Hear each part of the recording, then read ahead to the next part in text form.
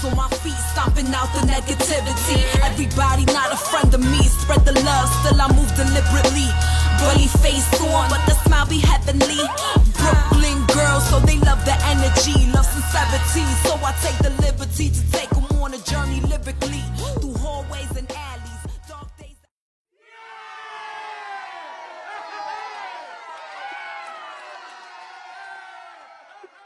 Everyone, and welcome to another edition of The Next Chapter with your host, Miss Kitty Rose and Melissa De Silva. Hey, Melissa. Hey, my love. How are you? Good. I'm back in Puerto Rico, so I'm nice and warm. So all's right in my world now. How are you? First of all, I don't like that I'm all warm. I feel like you bragging. You know? I feel like you bragging. But it's cold here in New York. But overall, I'm good. I can't complain. Yeah, no real complaints. I'm doing well. I'm excited.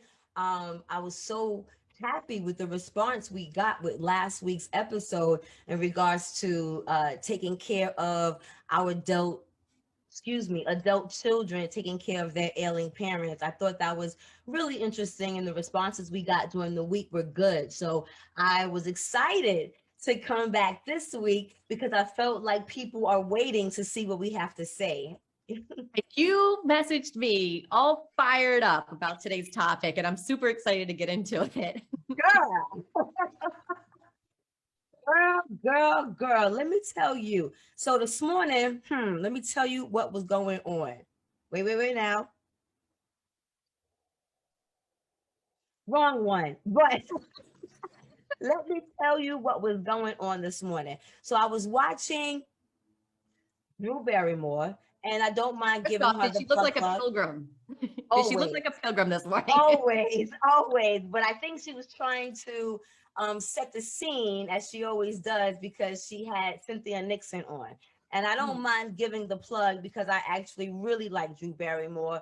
Grew up watching her, so I feel like she's someone that, you know, I can relate to. I've watched grow up. She's a part of my what they call it, my frickety frack. I can't remember what my manuscript of my life.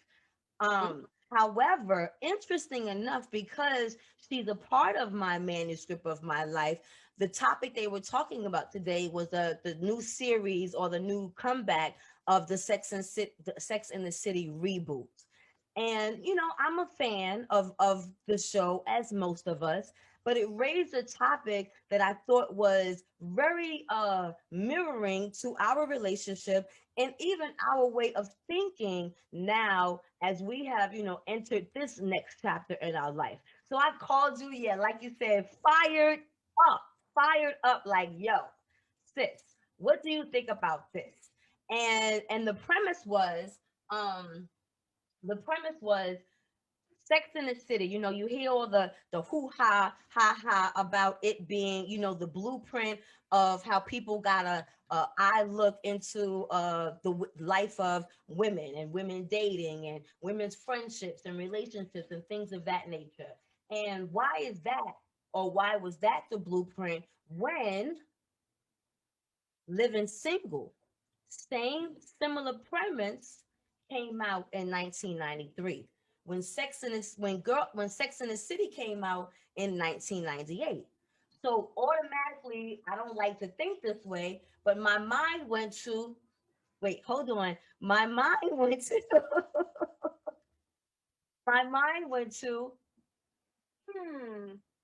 is this another form of white supremacy? So I wanted to look up the definition for white supremacy, what Dr. Google has on here. Okay. And it's the belief that white people constitute a superior race and should therefore dominate society, typically to the exclusion or the detriment of another racial and ethnic groups, in particular Black or Jewish people. So if we're going by that definition, I would say, yeah, that fits in there, right? Because why? So I'm thinking, so Sex and the City was on HBO. Living Single, if people don't know it, because maybe some people don't, can you remind us what it was? I grew up watching it and I loved it. And I always liked the tall, bald guy. And the funny funny thing about it that Living Single was on primetime television. So Living Single was on primetime television, accessible to everyone because it was on Channel 5. Where Sex and the City is only accessible to those that ordered cable networks, i.e. HBO. So here you have a platform where you had to order Sex and the City, but you got Living Single that was on Primetime Network 1993. You got Girlfriends that came out in 2000 after Sex and the City, but still on network television, still are not able to get, let's say, a spin-off show.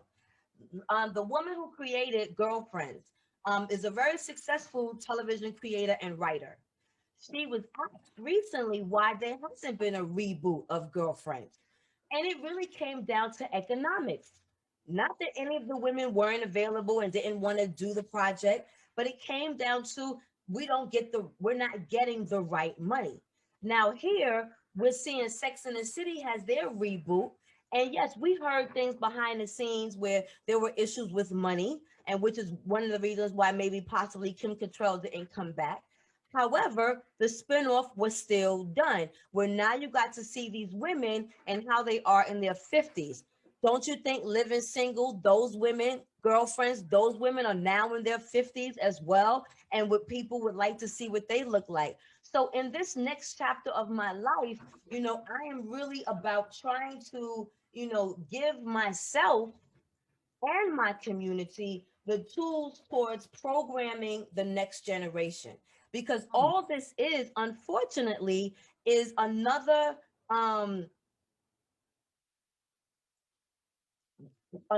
form of mental slavery, I want to say, that's still 83 years later happening.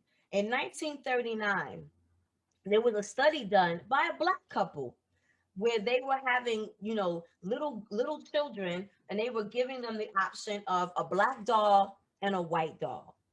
And they were saying, which one would you want to take home? Which one would you want to play with?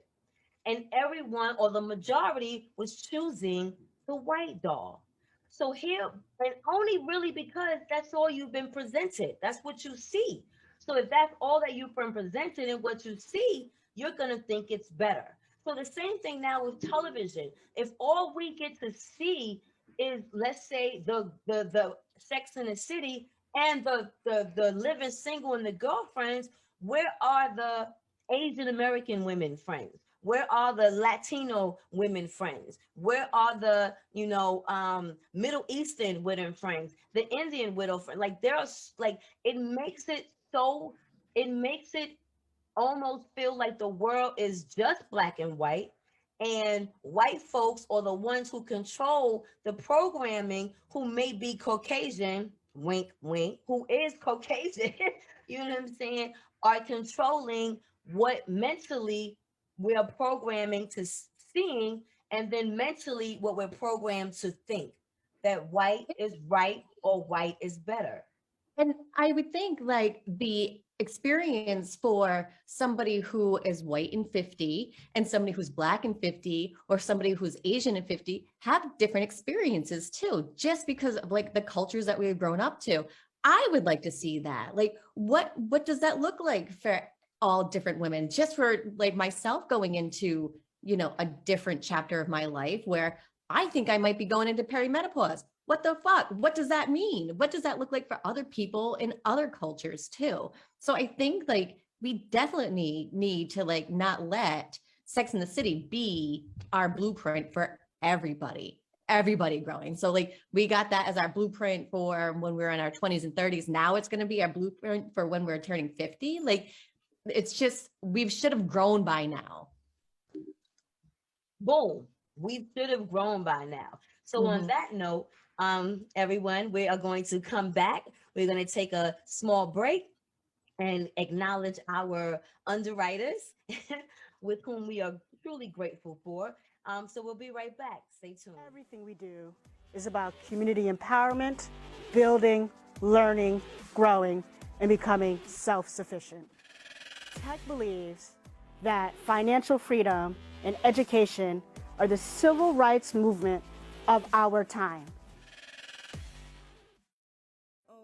Sade's Skincare takes pride in using natural, nurturing skincare products to make New Yorkers glow and love their skin.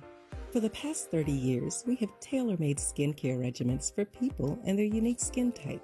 Now everyone can enjoy this service for free. All skin types, all ages. Your skin, your match. Simply go to SadeSkincare.com and sign up now for your free consultation. And we're back. And we're back. And we were coming back where we left off in regards to we should have come farther by now. And we also had the Friends reunion too, right? Like a whole bunch of white people in a cast come back and be like, oh, what are you guys up to? And but like, where is our living single? Right. Like, where is the Martin? Like, right. We need this just for everybody. We need this experience. Well, what I think we also need is right now, because we're home. The majority of the world is still home. So the majority of the world is still watching or binge watching television, things that are on television. And the one thing that you are getting a chance to know is, like every other industry, every other business, there's so much that we are so unaware of, right? So I'll give you a perfect example. When I was in the clothing industry, one of the reasons why I knew the success of the clothing industry, because I worked for clothing companies that nobody in my neighborhood heard of, but yet were $1 million companies. So, doesn't mean because the people that don't know that you can't still find a level of success with something. So, i.e., why did I bring that up? So now that we are using each other on social media platforms and requesting, what to watch, there are a variety of shows that are there. They just unfortunately are not on our major networks. So we have to do a little bit more digging and seeing what's out there, because creators are creating the content. It's just being shuffled under the masses of the bullshit. I'll give you an example. I just watched about 2 years ago a show called Tyranny, I believe, on Hulu. Have you ever heard of this show? No. Nope. Yo, son, this show right here is about a Middle Eastern family.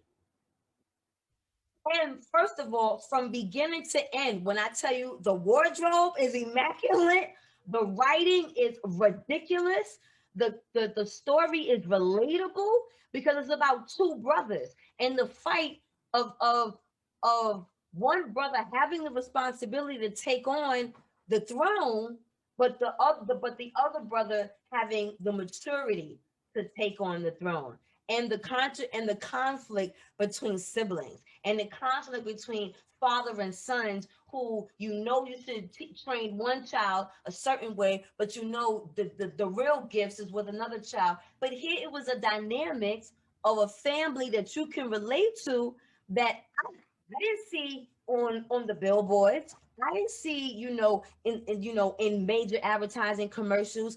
But when I found it, I shared it. So I think that that's where, we going forward. What we now know in our thinking is that when we are finding these new shows or these different shows or these shows that aren't new, they're just not getting the play, is that we share them. And I think that's what's crazy. I noticed that on social media, we may share our finds, but we're quick to share more of the bullshit. Yeah.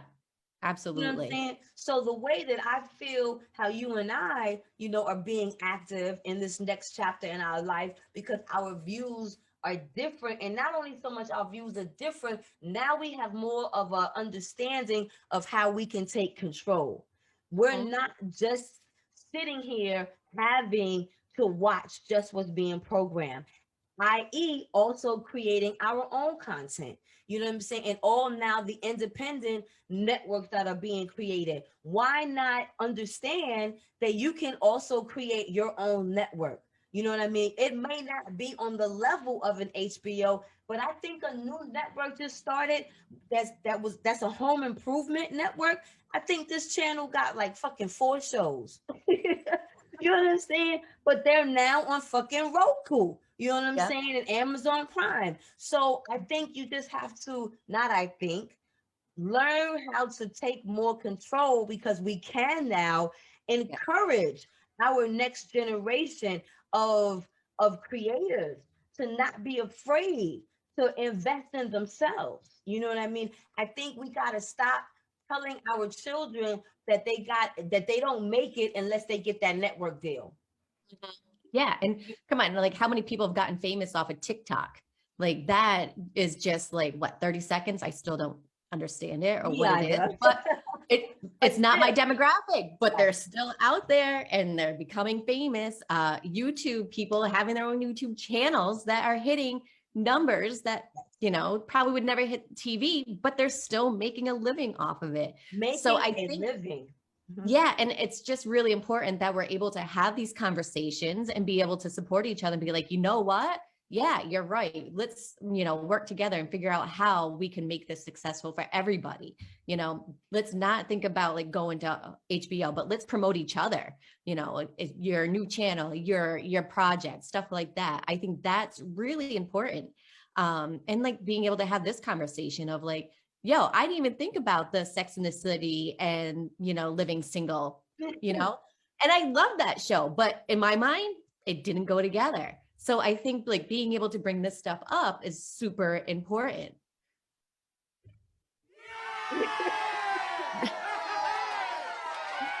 Yes, honey, because like you said, just that simple comment that you made that you didn't even think about it. That's how the fucking programming shit works. Yeah. That shit is so subliminal, man. It's so under fucking cover. So slick with it. You know yeah. Yeah.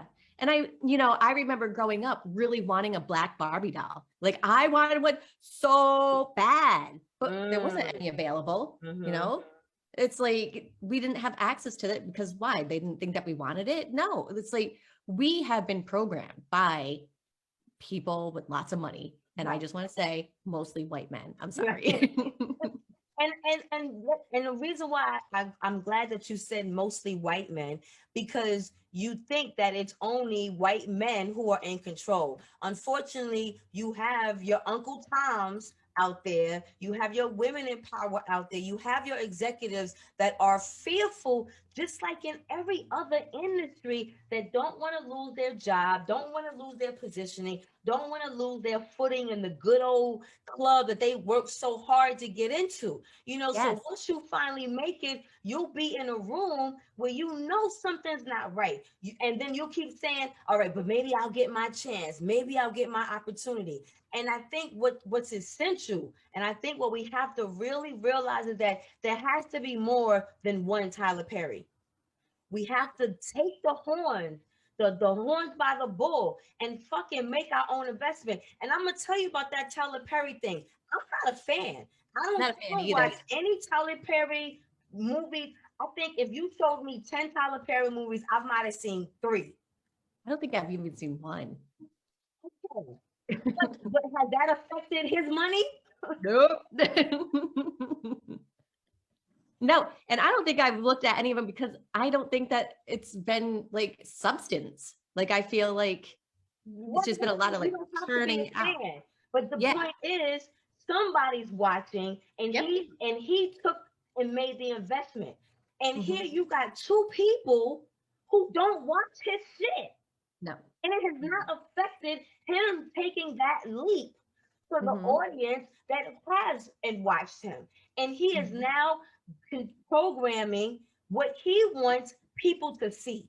Whether you like it or not, he is taking control. So that has to be the message, like again, to our young people, to our future content creators. Don't be afraid of making that investment within yourself and looking into how you can create your own networks or your own production companies so that you can be in more control in what's being programmed. Because if we continue to leave it up to the powers that be, 89 years, Melissa, that study was done in 19. You said, I think that was in the 70s. Yeah, I thought it was. I thought it was in the 70s. Yep. Yeah. Thinking it could have been that long, right?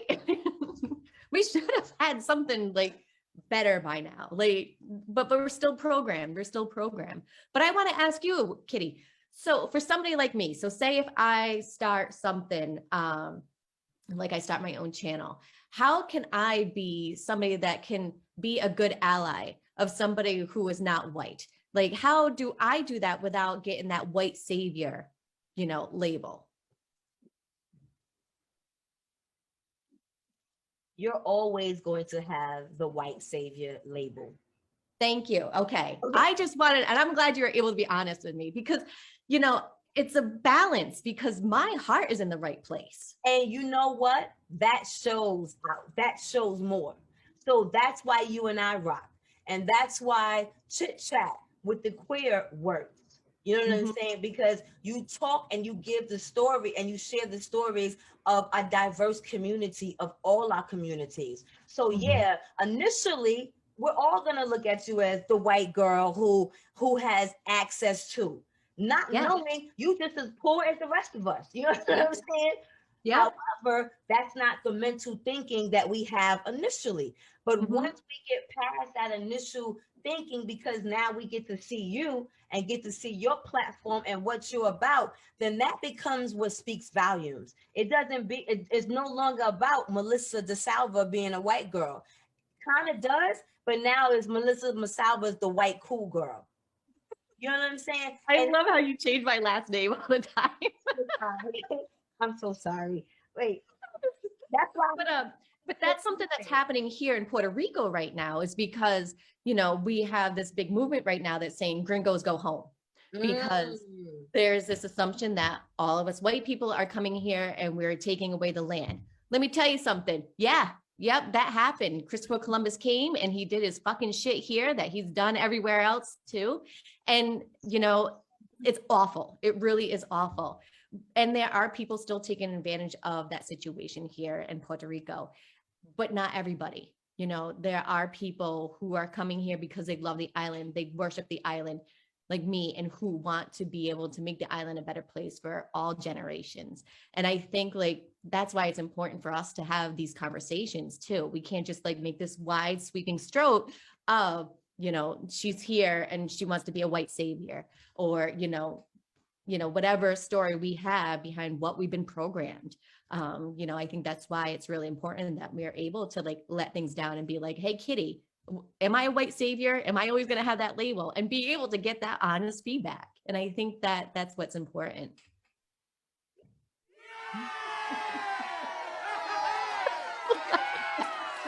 Good job, Melissa.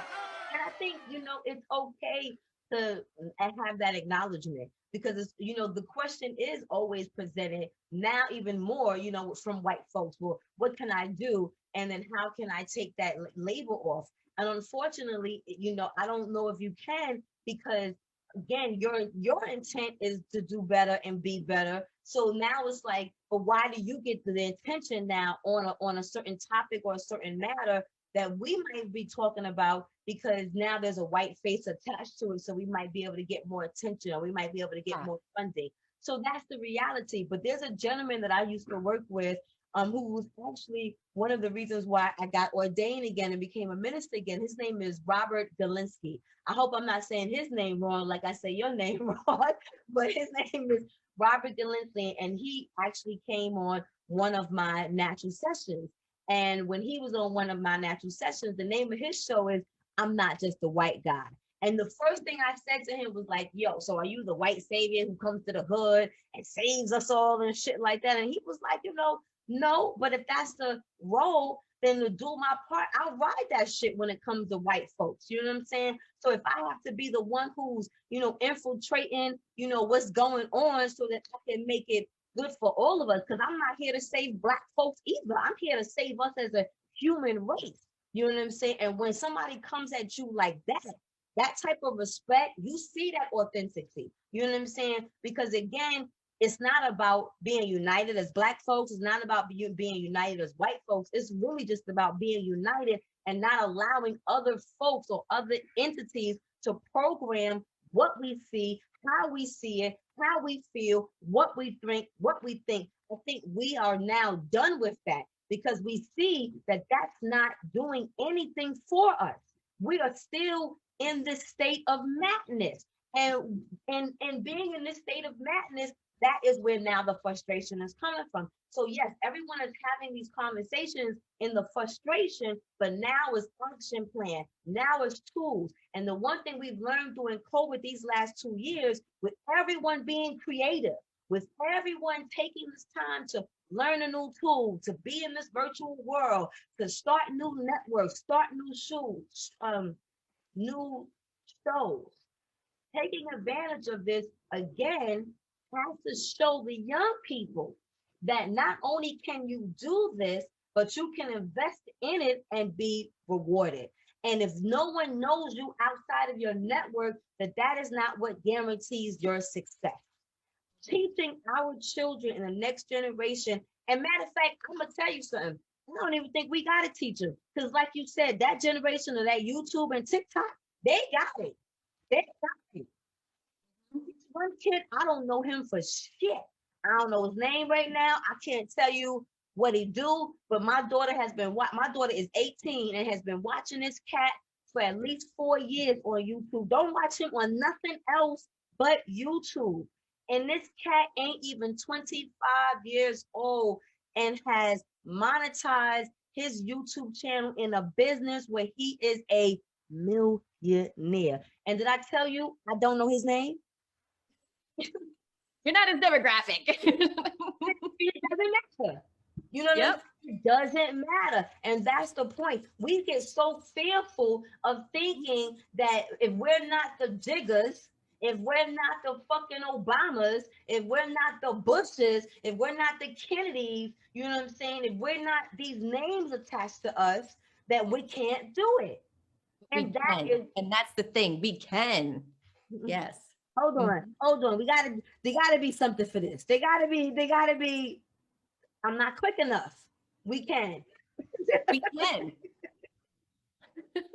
We can.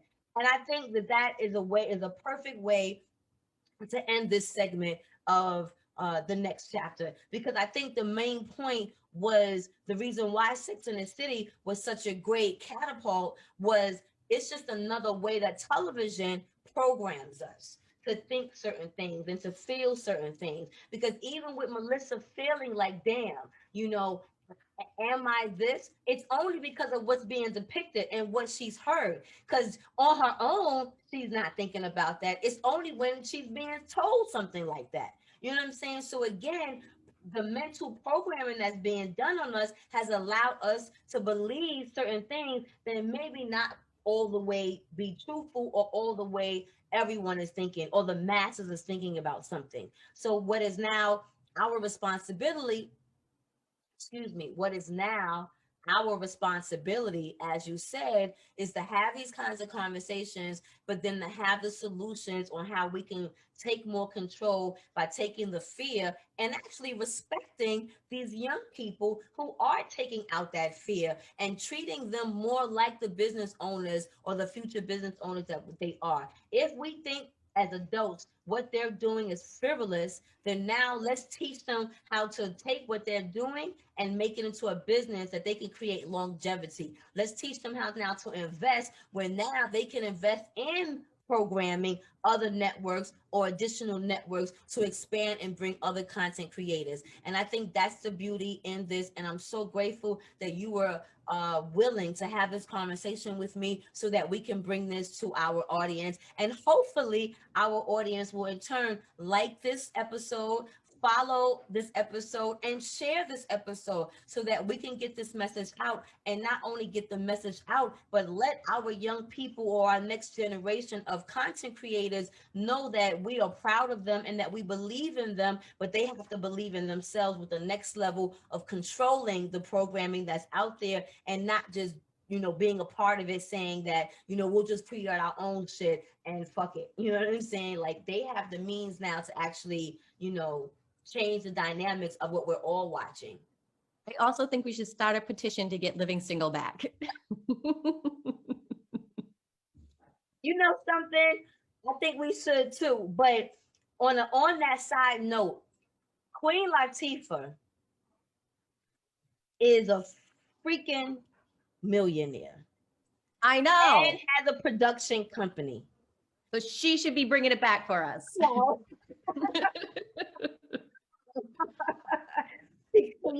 so there has to be other reasons and why people don't. And if they don't, then let's still take it amongst ourselves. You know what I'm saying? Well, they brought back Sex in the City without my favorite character, Kim Cattrall. So if they needed to bring it back without Queen Latifah, it could be done. But she got the most money. I know. And she was my favorite too. Kim Fields got racks. And Kim Fields got racks. Did you know that? Oh, speaking of Kim Fields directing, ooh.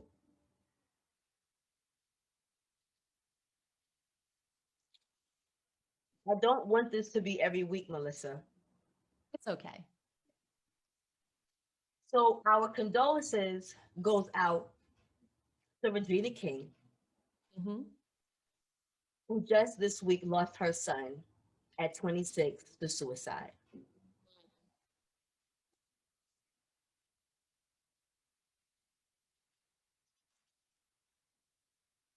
I don't know this woman directly, but I've watched her career my whole life. You know? And I've watched, her lead a private life, and all you really know is the professional, and then lightweight don't even know the professional part, because I didn't even know until maybe a few years ago when I got into this industry that she was directing. You know what I'm saying? So